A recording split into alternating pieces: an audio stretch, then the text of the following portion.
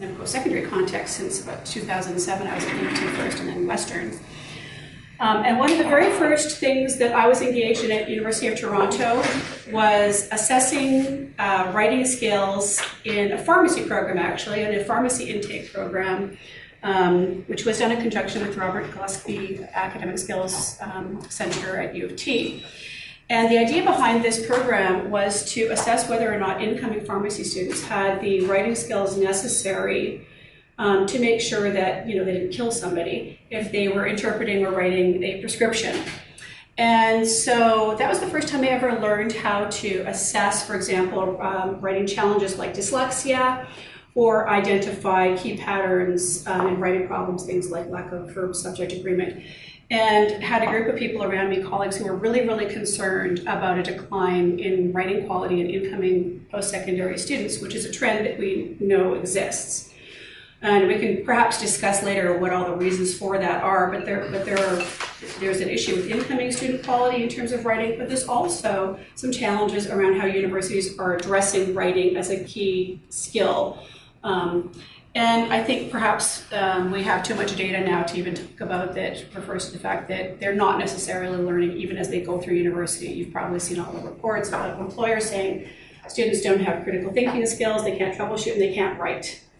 And that's a really big problem. And as someone who teaches environmental science, where I think effective communication across disciplines and with the general public is so critical, and I'm thinking about critical issues like climate change, this is something that I've really focused on in all of my courses, because environmental scientists need to be able to articulate really important concepts in a way that is clear.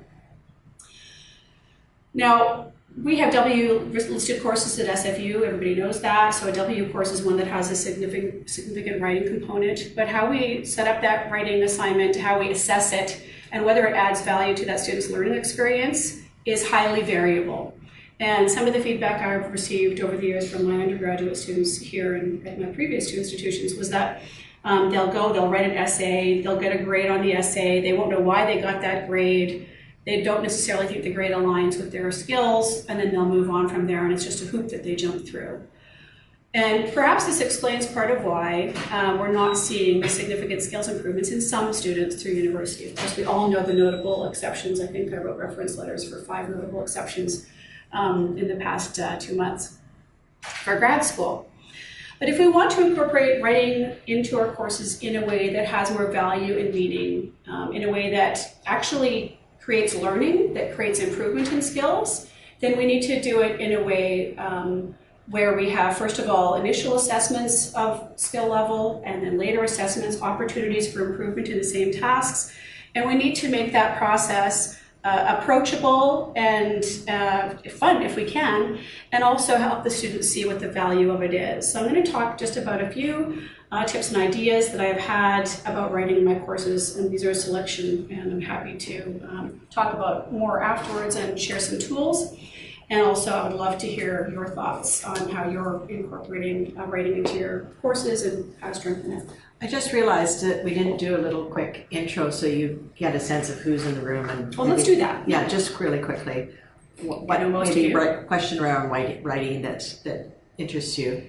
Should I start? Sure. Can everybody know me? Hi, my name is Nasta. I'm a research associate here.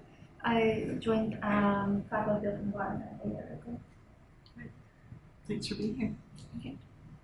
Hi everyone, Paul Kingsbury, Associate Dean undergrad, and I started in January, and my other department is Geography. I am Ghulam. I'm from Pakistan as a visiting researcher, PhD, and I joined in December 25th. Resource and Environmental Department. I'm Laurie Wood, and I'm in the Dean's Office. I think most of you. Hi, I'm Naveed Gulzar. I'm a research facilitator, and I started in October.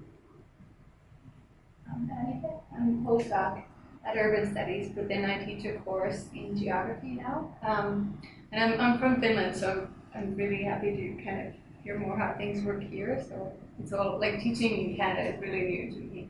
What course are you teaching in geography? For training, it's a cultural geography. Cultural geography. Yeah. So probably lots of writing in your course. Yeah, there is some, yeah. Okay, that's great. So that's interesting. Students, staff, and faculty. That's nice.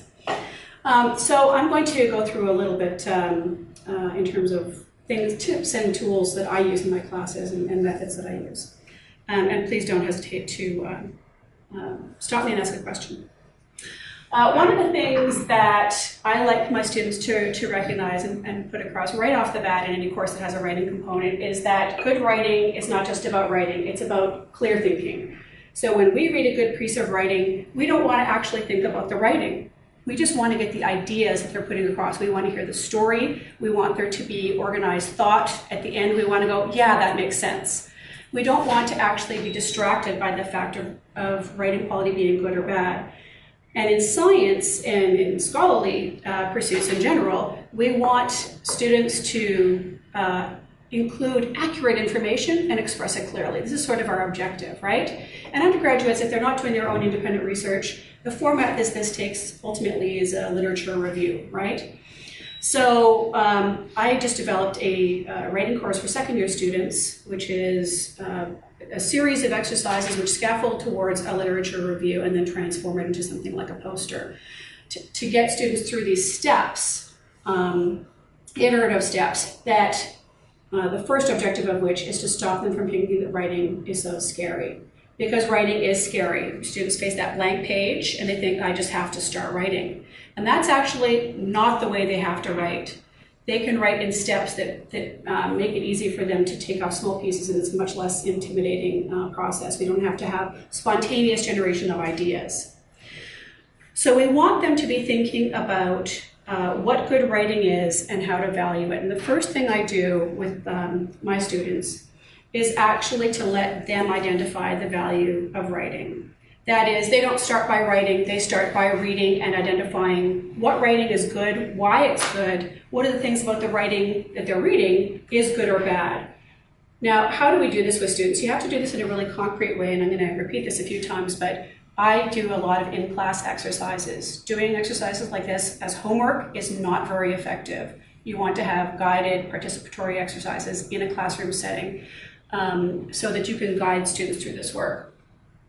But one of the things we want them to understand is that students are power users of written work. They are the ones that are reading literature and they're going to transform it into something that includes their own understanding. So they are power users, so they need to recognize themselves what is good writing. So the first thing I want them to do is see samples of writing. Good writing, bad writing, academic writing, journalistic writing, and have them start to say to themselves, what is it about this writing that makes it easy to read, that makes it engaging, that makes me think that it's valuable. They need to see that value because in my mind, I think they need to have an aspiration of their own. It's not enough for me to say, I want your writing to look like this at the end of the course. I want them to self-identify that. And that's really empowering for students. So that's usually my first step. So I have them read writing samples of various quality and length. And then we have a discussion in class and we survey them and they discuss what is strong, weak, compelling, boring about writing. And I have them start to categorize those assessments into the categories in which we would typically want to assess writing. And they can discuss whether length, style, context, or content influence writing quality. Do they think writing is bad because it's not about a subject that's interesting to them? Or do they think writing is bad even if it's about the thing that matters to them most because the writing quality is poor? And if we can do that, then we can start to parse out this idea of how are the ways in which we assess writing and what matters in good writing. So if we want to do that, then here are some tools that I use. First, we need to have a range of writing samples. So what I've done in my classes is I've actually get students to sign permission forms for me to allow their content to be used in future courses. So the first iteration of a course, this is tricky, but subsequently, if you can use redacted student writing, that really, really helps have a variety of writing samples from the point of view of writing quality. Another tool is that open-ended discussion of writing quality. Have them read pieces of articles either on the overhead or paper copies in real time and have them provide real-time feedback. This is also a really good way to have your class start to engage in discussion in class, especially, I find my students are incredibly shy. Some of them paralyzingly shy. but this is a way to get them to start speaking up in class. You can use tools like a list of descriptor words or categories to get them to start to define what they see in the writing that they appreciate or don't appreciate, right? Like this is clear or this is confusing. This is interesting or this is boring. Have them start to label those things. And then finally, introduce key writing concepts in the way that you're going to be assessing writing. This is the way I assess writing. Clarity, accuracy, thoroughness, relevance, utility, and concision, so whether they're concise. And for science, of course, this would be a little bit different. In other pursuits, maybe not so concise. So that is my first step, is let the students see the value themselves. As little top-down teaching we can do to students, the better, I think. Let them see the magic and the value in writing. A second stage that actually buoys up this idea of student empowerment is peer assessment. Now, if you're teaching a course with a lot of writing in it, grading is a burden, right? It's hard, especially if you have poor writers in the class. It's painful and it's painstaking. And if you want to give good feedback, it's time-consuming.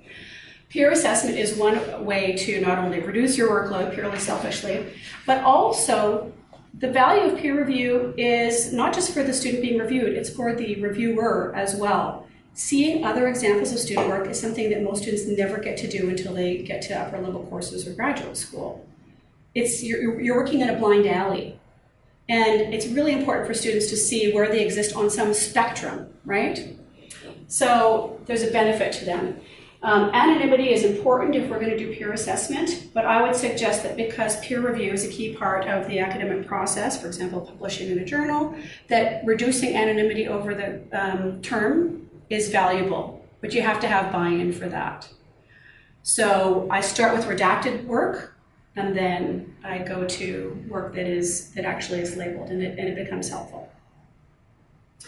And one of the important things that I do is if I'm going to have my students do work, I reward them for work. So peer review is work. So if I do a peer review process, I'm actually tracking how the peer reviewers are reviewing, if they're putting real effort and thought into it, and they get rewarded for that. Now, what do you need in order to incorporate peer assessment? I'm going to come back to talking about rubrics, but of course you need to have consent. So consent forms are important, and there's lots of templates that I have for that, and if you want a template, I can provide that. And you also want to provide in-class time for peer reviews, or you will risk it not being done seriously, because we are all the same. We will work to deadlines, and the day before something is due, that's when we're finishing it, right? And students are the same. If we want them to take 15 minutes to do a peer review, give them 15 minutes to do a peer review. Then you also want to make sure that whatever peer reviewing they're doing is going to be the same rubrics that you're using for grading. You want to reinforce that concept of this is what I'm going to assess about this writing, and this is how you assess your writing. And they get really, really good at it. I don't know, how many people here use peer review in their courses? Anybody? You use peer review? I think it's immensely valuable. Okay, so third tip, moving quickly through these, is of course working with rubrics. Now, rubric is a way of consistently assessing work, and there are all kinds of rubrics and different kinds of formats for rubrics. But rubrics give students consistent, fair feedback. You were on a scale of 1 to 5, had this level of writing clarity. On a scale of 1 to 5, this is a Likert scale, of course, which is an easy scale to use.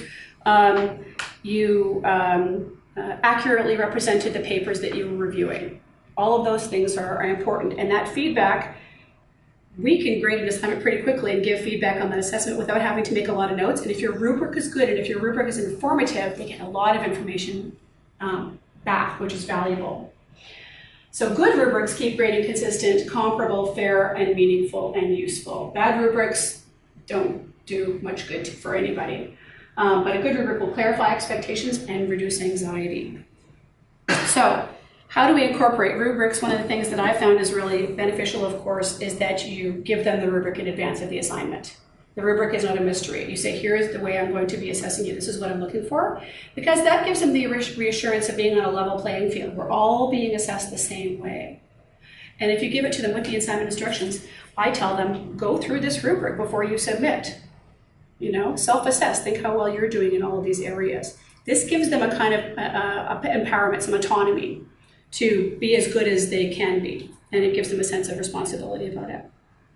And then, of course, you need to use rubrics that clearly assess work in a way that is useful to students. So I have some examples here of various kinds, but one of the things about rubrics that is really valuable in terms of that feedback is that you have rubric categories. This is on a Likert scale of 0, they didn't submit the assignment, all the way up to this is a really excellent assignment. You want to use language in these rubric categories that actually describe what you're seeing in the writing. This is how you can write less when you're grading your assignment. This is the feedback, and you can circle parts of it or whatever if you do it on paper. But having meaningful categories is really important. So for example, this one, you can break down these categories, these criteria, in different ways depending on what the goals of your assignment are. This is one for an annotation for a sample abstract. Writing quality, so in terms of higher and lower order concerns of writing quality, and then content accuracy, because for an annotation, half the point of an annotation exercise is, did they actually read the paper? Did they get what's in the paper? Did they correctly identify key findings? And so this is the second step, sort of beyond the validating writing, where you get them to that stage where they say, oh, I actually have to accurately represent this paper. Because I don't know about you guys, I mean, have you ever had a paper submitted in a course where a student has written an essay, they've got maybe 10 references, and you read the paper and you're like, no, that is just not right. The conclusions that students drew from these papers is erroneous entirely. But if you don't catch that, if you don't give them techniques to make sure that they can prevent that in advance of the big essay project, they don't get that lesson, and then they get to the essay at the end of the course and they just sink, right? So this is a way, using an annotation, and I'll come back to this, of preventing that kind of problem. So you want to have content accuracy. I feel, I'm pretty opinionated about this, I feel that content accuracy is something that needs to be assessed right away. This means that you need to read the paper that they read. You need to know what that paper tells them, right? So you want to be using the same paper for every student, or a small set of papers, right, for the class, where you've read the paper, because you can't judge the content accuracy unless you've read it. Later on, when it comes to a longer piece of written work, you can't do this very well anymore, right? Especially in environmental science. I could have a student writing on any number of topics which are not in my wheelhouse. So I need to teach them this lesson early on in a controlled setting, and then they'll see the value of it. Okay, so in that category, for example, you have excellent to poor, excellent representation of paper content, accurately provides content, key findings and conclusions, and relevance for utility to project. And that's one of my criteria for an annotation for some of my courses. Good representation, generally accurate, provides context, but has weaknesses in one or more of these areas, right? So the fact that these have written descriptors in it is much more powerful for a student than just having a 1 to 5 scale that has no data in it. This is for a tutorial for my first year course. I try to incorporate writing even into my first year course as much as possible. And of course the bar is a little lower, but I'm still looking for some key categories of thoroughness, effort, accuracy, and clarity, and then formatting is something I will also give points to in some assignments. And there's written descriptors that tell them what it is that I see in their paper. I have examples of this if you want some, but this idea of using rubrics effectively is an important one, and it's a lifesaver. And if you're working with a TA that is not necessarily very experienced in grading written work, this saves their life as well. That's good for everybody. Okay, so rubrics and good rubrics are tip 3. Tip 4, templates. Writing is so scary. One thing you can do to reassure them and give students a sense of comfort for what the expectation is to give them a template. And what I mean is a sample of the thing that they're supposed to write. So I will actually give full versions of an essay, or full versions of an annotation, or full versions of an annotated bibliography or a reference list, formatted correctly to the correct length, so that they see what that looks like. If I have font choices, it's all in there so that they get the formatting right, because we don't want them to worry about formatting, right? It's important, and they need to get used to the idea that formatting is an important part of academic life, but we want that to be a low bar that they can jump over really, really easily. So give them a template. Who cares, right? That shouldn't be a mystery. That clarifies expectations and reduces anxiety. And if I've learned anything in a course that has writing components, clarifying expectations is really important. You're always telling them what's coming down the pipe, always. What I do in my courses is I have all the work submitted in the same format, so same margins and the same header format and all that kind of stuff, so that they create a template at the beginning of the course and they just keep using it, right? That also reassures them because it helps keep grading consistent, comparable, and fair. Again, it levels the playing field. You don't want to be distracted by crazy formatting. The formatting is the same, right? It's clean, it looks good. It also trains them for if you're transforming writing into a poster or a white paper or something like that. So this is what I mean by a template. I actually will give them an existing iteration of a writing assignment. This is for page 1 of an annotated bibliography, and it shows them the font, the margins, and everything that I'm expecting. They love that. Then they can just get on with the business of writing, which is what I want them to do. Now, that's an annotation, and then an annotated bibliography. I'm going to come back to how I scaffold those exercises. But the point of this, we have to sort of back up a little bit when we think about writing. If you're in English and you read a book and you want to write an opinion or creative piece about it, that's one thing. But in most scholarly pursuits, it's about understanding content and then being able to explain it. Also to synthesize, to analyze. But essentially, we're in the business of explaining, right? Explaining something to the reader. And so I always say, in order to strengthen writing in courses, you actually have to strengthen research skills.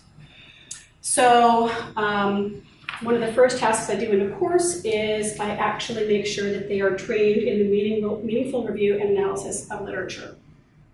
So that's step 1. So we practice article note-taking. So I have a template for that, and they have an article, and they have to say what the key findings are, and they have to explain, do things like, I learned this in this paper, this is why this is interesting to me. So actually pull out information out of it. So if they take notes on articles, and they might have 1 page per article or half a page per article, depending on how you want to set up that assignment, that will not only give them the opportunity to summarize the paper, but it also prevents plagiarism. I'm not going to talk a lot about plagiarism, but it's a big problem. Students are in the land of cut and paste. When I was in university, I had to print out copies of research papers, and the very fact that I had print here and I had to write from scratch here avoids a lot of the problems of cutting and pasting from plagiarism. Just the fact that we live in a very digital world now means that cut and paste plagiarism is rampant, and they don't know what's wrong with it. That's pretty accepted in high school contexts, apparently. So we need to start to reteach them in this idea about if you take article notes and you use bullet form, right, point form, bullet form, and you write that note in your own words, that takes you 1 step away from plagiarism. You are much less likely to accidentally plagiarize. I always feel that if you want to strengthen writing skills in the course and you have the choice between assigning an essay or a critical article review, choose the review. They'll still get to practice writing skills, but they'll also practice research skills, and you'll be able to actually see it and assess it. And that's, I think, a stronger exercise, especially for lower division courses. So if we want to do that, what tools do we need? I do an article analysis exercise and a peer comparison. So did you see the same thing in this paper that I saw? Because they will draw completely different conclusions from each other from the same. Again, you think about references. We've taught them how to get the content out of an article. What about actually teaching them how to build a good reference list? Okay, so again, I don't know how many people here are actively teaching courses, but show of hands for people who have taught a course and have had a reference list comes back that's full of like blue text, underlined, and URLs, and off topic, and no depth or breadth. It's pretty common. For a lot of students, the way to build a reference list is the first 10 hits on Google. So an exercise, it's always worth doing an exercise, just thinking about what is a good reference list. How do you make sure your students are actually informed about their subject? You're not going to get to read all those papers, but you can give them tools to make sure that they know how to build that list. So I always talk about depth and breadth and quality, credibility. And then relevance and utility. So is it on topic? If not, cull it, right? It's like I tell my students, it's like going through your closet. That shirt, it's a great shirt, it doesn't fit you, off to the Sally Ann it goes. So we want to have criteria for a strong reference list. When I tell my students depth in time and topic as per the scope of your topic. So choose some older ones, choose some seminal papers, choose some cutting edge papers. Make sure you have some good review papers so that you understand context in the way somebody else has understood it. And then, of course, have that, make sure you have quality control. So these are separate workshops I do. I teach how to recognize credible literature and so on. So tools for this, use sample bibliographies. Again, it's really much more powerful if you get them to make the judgment call. Before you see their reference list, have them judge somebody else's reference list. They know when they see it. They just don't know they know until they see it, and it's really eye-opening. So use sample student bibliographies of varying quality. You can make this up yourself, of course, if you want to, but if you have some and you have permission to use them, throw them at them. And do a reference list exercise and peer review using a strong rubric that rewards those elements. Do a scholarly's reference list analysis exercise about its strengths and weaknesses. And of course, you want to, at this point, be thinking about library tutorials, as a few library tutorials for searching for articles, and also citation style guides and guidance on that. Okay, coming towards tip 7 about drafting. The beautiful part of writing is that if you don't have to get it right the first time, unlike, say, a brain surgeon. Okay, we don't submit first drafts.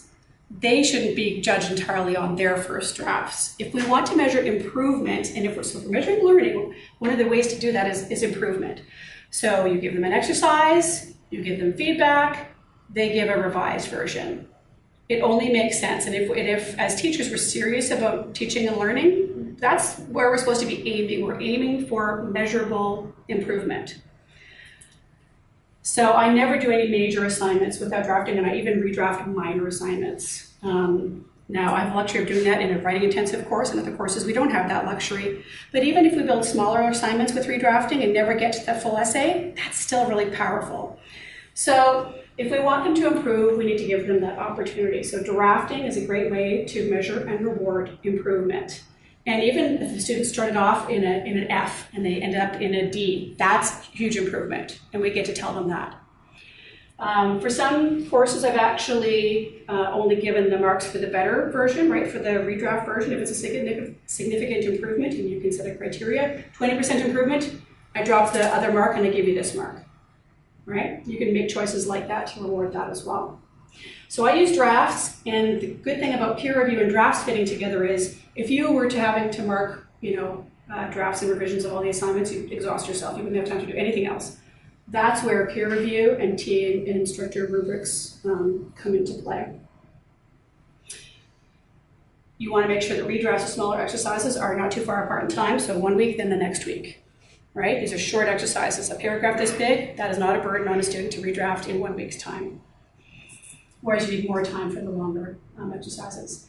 And of course, then this is where we can start to bring in self-assessment towards those later exercises. So rate yourself using that rubric, for example, and do things like, here's another tool, a reverse outline exercise. I don't know if anyone here has heard of reverse outlining, but reverse outlining is a really incredible way for students to assess their own work, and it gives them a technique for doing it. An example of a reverse outline, and I do have a template form here, is to be able to say either by paragraph or within a paragraph by line, what does that sentence say? So you actually go backwards because it takes you out of contents from the back to the beginning, and you go, oh, I didn't mean to say any of that at all. What I meant to say was this. You see your errors. It's a way to step back and gain objectivity in a self-assessment for proofreading and editing. So to do these drafts, it's really nice to have students bring hard copies in, even though I'm mostly in digital in my courses. This is really important to do this in real time, and one of the ways you can help facilitate it is that it's on paper, or if you're using Canvas, to have them launch Canvas in class and do it there live. It's good when you get to, especially the longer assignments, to have peer reviewers assess at least 2 other students. You want to give them an example of the array of other students writing. That also gives them camaraderie. Once they've reviewed each other every week, more than once for a month, it's old hat and it no longer makes them nervous. It's really an interesting transformation that happens. We want to make sure that students have both categorical rubric ratings and on-paper notation. So you want to have marginalia, you want to have circling and all that kind of thing when you get to longer writing assessments. If you want, you can use that article assessment tool. Assess that student's writing as if it was an article. What are the key findings? Can they identify them? Are they the findings the student meant to be in there? So there's all kinds of different ways you can facilitate that redrafting. And I'm not going to talk about it a lot, but one of the things I've noticed in science writing, which of course is about, not about simplifying science, it's about simplifying writing. Students really struggle with concise scholarly forms of writing, especially in science. They feel that the way that the original author wrote it was best. They can't believe that they can write that content and have it make any kind of sense. So I'm always getting them to simplify their style of writing, and it seems blocky and jumbly at first to them, but eventually they realize it's like a jigsaw puzzle of information that they organize into a sensible order and synthesize and make some connecting statements, and then they start to actually understand the material they're writing about. So they're understanding how to interpret material as they're writing about it. So when we do that, though, we're not simplifying what we write about, we're simplifying how we write about it. And that's a really important exercise in science writing. So one of the things that I always tell them is that if you're building small exercises towards a big one, by the time you get to the big one, really it's like you've jigsawed that essay together. And then you can always smooth it. But you want it to be organized. You want the connections to be there. So I always scaffold exercises in a writing intensive course. And scaffolding is a technique where you use iterative, small assignments to build towards a larger, higher stakes, something with more marks. Exercise later in the course, which builds confidence, builds skills, and as you get towards the later exercises, you pull away some of the scaffolding support in terms of here's how you format it, here's the citation style, and so on. So you have scaffolding that provides skills development, a progressive skills development, and then at the end you have a final product. Scaffolding exercises can be scary for students because they might think it's a bigger workload because they see more assignments throughout the course. But actually, what you're doing is building in a schedule for them to build an essay. It's actually not more work, you're just actually front-loading more of that work so that they're not doing it, in 2 24-hour drag down midnight burning, sessions where they nearly kill themselves. So this is a really healthy way to reduce anxiety and allow students to build skills. So you want to have multiple low-stakes exercises that gets them working at a steady pace. If they mess up one, it's only worth 5%, who cares, right? It's not the end of the world. So this also facilitates redrafting and recrafting of their written work, which is an opportunity. And students, they'll mess one up, they're like, you know what, that was terrible, I was sick that week, I just couldn't think straight. I'm so glad to have the opportunity to do a new draft, and this is so much better. So they become more independent as the lower tiers of scaffolding are removed. There are 10 tips, just a couple more. Tip 9, make it worth marks. So, actually, I'll go back to tip 8. The tools for scaffolding. You need to have a well-defined scheduled course outline, and you need to make that scaffolding structure apparent. So that is, you need to give advance warning, you need to set expectations, you need to explain the progression, right? So what you want to say is that you are slowly writing an essay piece by piece. Right? So set expectations early on so that they get the structure of the course. Student expectations are the thing which decides whether or not they're going to be happy or unhappy with the course in the end. If they expect it to be hard, they're not as disappointed. If they expect to have regular work, they don't mind. So this happens to be mine for this second year course I teach. There's workshops to build skills, there's exercises, they are scaffolded, there's redrafts of each of the exercises, and in my case we then transform into group work, which I won't talk about in my presentation, but we further transform, integrate, and collaborate at the end of the course. And there's peer review at every stage. So they need to see this. Okay, tip 9, make it worth marks. Peer reviewing, worth marks. For my students, if they go to the Student Learning Commons and they take a course on writing skills or a workshop, I give them points for that, extra bonus participation points, because everything they can do to improve their writing skill, I am on board with. And they have great resources at the Student Learning Commons in the library. So every effort they make should be rewarded. You want to grade positively, not punitively. So you want to grade for things they do right, not take marks off for things they do wrong. That's probably true for all grading. And you want to make sure they always have forms to document their work so that you can reward them for their work. So unfortunately, this is a form-heavy kind of a way to develop a course, right? All the rubrics and forms. Online submissions can help them work to deadlines, right, and keep steadily working. And Canvas is really well set up actually to do peer reviews. The only weakness with Canvas and peer reviews is that they can't notate. they can write comments, but you can't notate on the actual document. Whereas Turnitin, you can, if you want to use Turnitin as a tool. And reward that independent pursuit of writing skills. Okay, so finally, there are the SFE resources that you may or may not be aware of. I have developed courses with the collaboration and support of people at the TLC, at the Teaching and Learning Center. Not this course, but other courses. And if you're thinking about how do I scaffold, for example, that would be something that they'd be really good at helping you with. I storyboarded a course for ecological restoration once. It was really helpful. The library offers tutorials that they will do for you on how to use the databases and keywords and search terms. Those are really good. The Student Learning Commons has in-class workshops. They have resource materials for students and all these handouts. I actually have the binder of the handouts here. And they also have writing mentors, and I want to issue a caveat there. Most of the writing mentors at the TLC are in humanities or arts. So for science writing mentorship, not always the best choice. We have one science mentor, or student mentors at the SLC, and she's a graduate of, or our upper level student in the environmental science program. So, but there's only one. So if you don't get that, then they're not going to get the whole thing about concision. Finally, the resource library and TLC staff. So the TLC has a resource library with lots and lots of great books on assessment of writing and strategies to incorporate writing and strengthen writing. And of course, I've been reading a lot of those over the years, and a lot of these ideas come from that.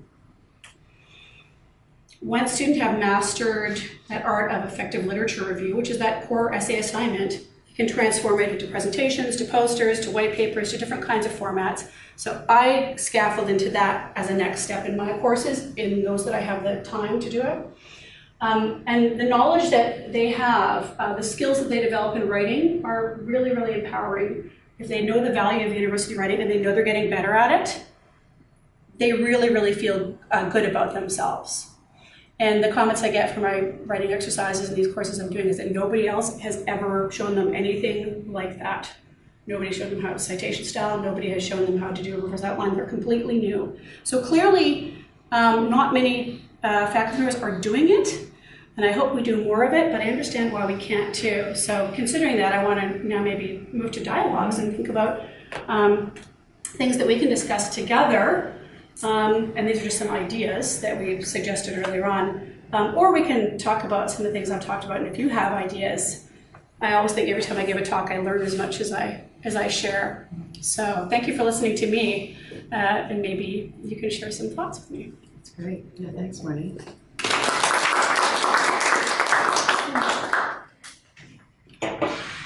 So I guess we can turn that.